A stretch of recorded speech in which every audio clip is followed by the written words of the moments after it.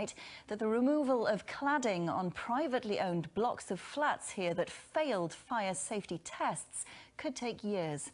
Wales' chief fire advisor says there's uncertainty ahead while a decision is made on who is responsible for carrying out the job. Kayleigh Thomas reports.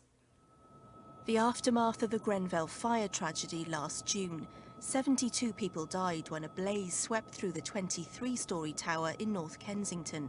It's thought exterior cladding on the building allowed the flames to spread more quickly up the tower block. So this is the yes, that's the cladding there. David Price was shocked when he found out his own apartment block in Newport had similar cladding to Grenfell. He watched the tragedy unfold on TV from his 7th floor flat.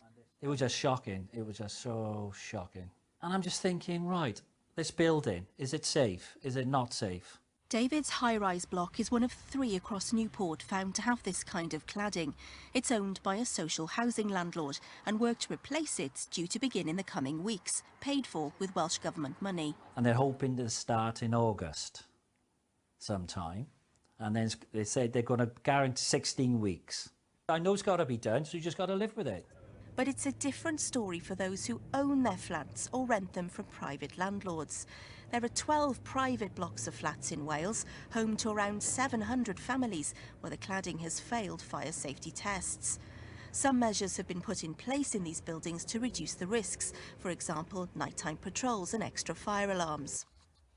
But the man who advises the Welsh Government on fire safety has warned it could take years to remove cladding from these buildings. It's extremely complex and can only be looked at building per building. For example, we would have to look at the contract between the tenants and the landlords.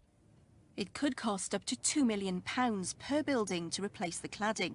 That equates to around £30,000 per flat. Because of the safety concerns, some owners say they're struggling to sell or remortgage their flats. And that's going to be a bit of a carousel of blame going on. And that could take, I think, up to a decade for people to resolve this. We're asking the Welsh Government to put forward a fund, a loan fund, to help get this cladding replaced so that people can live in the knowledge that their building is safe. The Welsh Government says resident safety is its top priority. It's meeting with developers and building owners to discuss their plans for remedial works, without tenants or leaseholders having to foot the bill. As the survivors and bereaved of the Grenfell tragedy hope the ongoing inquiry gives them answers, it could be a long time yet before residents in some blocks in Wales have peace of mind. Kayleigh Thomas reporting.